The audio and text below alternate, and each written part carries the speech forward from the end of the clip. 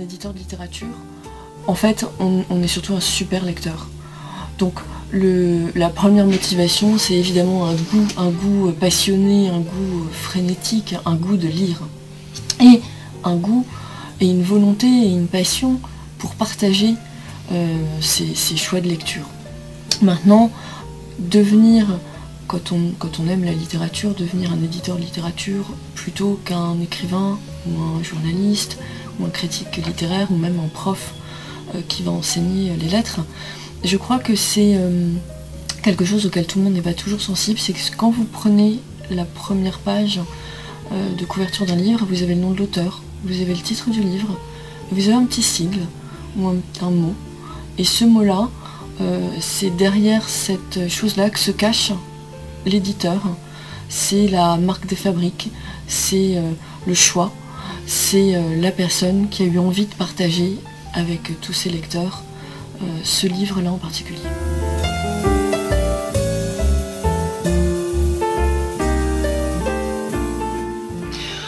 Ce métier, c'est une prise de risque permanente, parce qu'à chaque livre, on réengage toute la maison, c'est beaucoup d'argent, beaucoup de travail, et la plus grande satisfaction, c'est quand pour un livre, on a trouvé des lecteurs.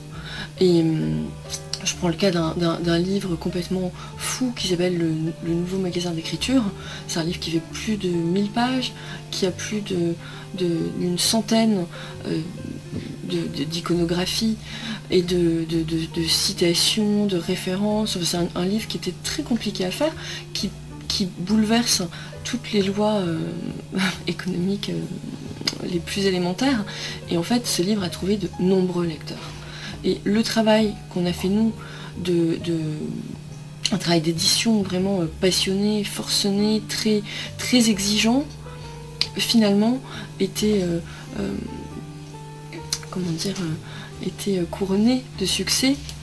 Et c'est la chose qui peut faire le plus plaisir à un éditeur, c'est de trouver des lecteurs. Alors Julma, c'est avant tout une maison de littérature contemporaine, française et étrangère. Donc la littérature française, c'est des auteurs comme Pascal Garnier, comme Hubert Haddad, comme Marcus Malt ou Alexandre Bergamini. Et ça c'est important parce que c'est une manière d'être en prise directe sur son temps. Je crois que l'édition c'est aussi les lecteurs qui lisent aujourd'hui et les écrivains qui écrivent aujourd'hui, et ça il ne faut pas l'oublier. Mais néanmoins il faut aussi être ouvert sur le monde qui nous entoure. Pendant longtemps Julma était plus connue pour publier de la littérature coréenne. Aujourd'hui je suis assez fière d'avoir su ouvrir le catalogue de la maison vers d'autres littératures, notamment la littérature persane, aussi la littérature tadjik. On a 2 ou 3 auteurs indiens, Vaikom Muhammad Bashir ou Rabindranath Tagore, ce qui pourrait faire la spécificité de la littérature étrangère et française qu'on publie. On sait d'abord qu'elle est très exigeante, c'est de la très belle littérature, et c'est des livres, je crois, qui feront vraiment, qui offrent à leurs lecteurs d'immenses plaisirs de lecture. En ce qui concerne la littérature étrangère, on a un choix, je dirais, d'explorer des langues et des univers un peu méconnus. Je parlais du Tadjikistan, la Corée, on va aussi publier de la littérature israélienne. Pour ce qui est de la littérature indienne, on est allé chercher des langues rares comme le bengali ou le malayalam, rare non pas par le nombre de locuteurs ou par la littérature qui s'y écrit, mais rare par le nombre de traductions. Donc pour le moment, on n'est pas sur un créneau plus commun, on va dire, de littérature anglo-saxonne, mais sur des territoires un peu plus méconnus. J'espère prochainement qu'on va aussi faire des explorations dans les territoires scandinaves que vous connaissez bien grâce au Boréal.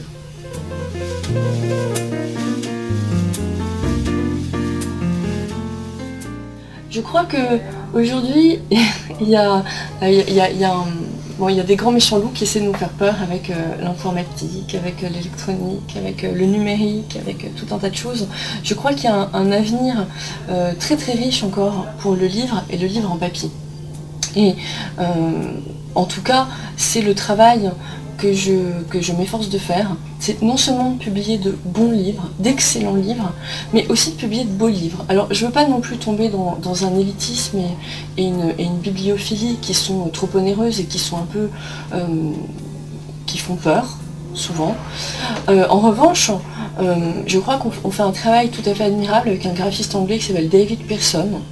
Vous verrez que pour chaque livre, il a inventé un graphisme tout à fait spécifique et qui attire, je crois, le lecteur et aussi qui éclaire et qui donne une place à l'imagination, à l'imaginaire. Et je crois que ça c'est très important. L'avenir de ma maison, c'est à la fois de continuer d'être un éditeur de vrais livres en papier qu'on peut mettre dans sa poche, tenir dans sa main, qu'on peut feuilleter et qui vous procureront le plaisir de lire dans toutes les positions et dans tous les coins de sa maison. Bon, évidemment, c'est aussi une communication via un site internet qui est très performant, qui est aussi très ludique. Et je crois qu'il faut vraiment pas désespérer du livre, en tout cas ni du livre, ni de la lecture. Et si on continue à être très exigeant, il n'y a pas de raison de ne pas y arriver.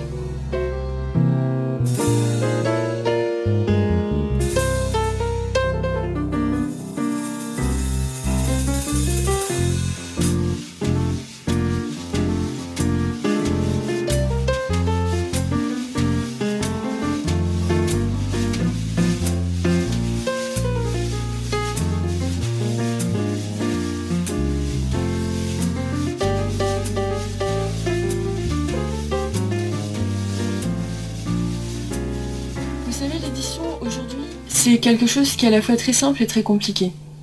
Ce qui est simple, c'est que ça coûte beaucoup moins cher qu'avant. On peut très facilement imprimer un livre. Il y a tellement de gens qui écrivent qu'on peut très facilement tomber amoureux d'un manuscrit et avec, je sais pas, moins de 2000 € imprimer ce livre. Maintenant, être éditeur, c'est pas ça. C'est pas juste imprimer des livres, c'est pas juste choisir un manuscrit et avoir envie de l'imprimer, dépenser un peu d'argent. Être éditeur aujourd'hui, c'est savoir promouvoir un livre, c'est savoir durer, c'est savoir s'inscrire dans le temps, c'est avoir une vraie ligne éditoriale, avoir des vrais choix, et ces choix-là, se battre avec beaucoup de niaque, hein, beaucoup d'énergie pour les défendre. Donc, mon premier conseil ou ma première question serait: est-ce que c'est un joli rêve, une lubie de quelques instants, ou est-ce que c'est vraiment quelque chose pour lequel vous allez vous battre? Parce que c'est difficile. Imprimer un livre, c'est vraiment facile. Mais le vendre, le défendre, le promouvoir, ça c'est difficile. Et puis ce qui est difficile, c'est toute l'humilité que ça demande. Il ne suffit pas d'être un grand chef. Il faut aussi savoir travailler avec un auteur. Parce que sans auteur, il n'y aurait pas d'éditeur. Et que être éditeur, c'est d'abord être un immense lecteur. Et pour être un grand lecteur, je peux vous assurer que c'est beaucoup de travail.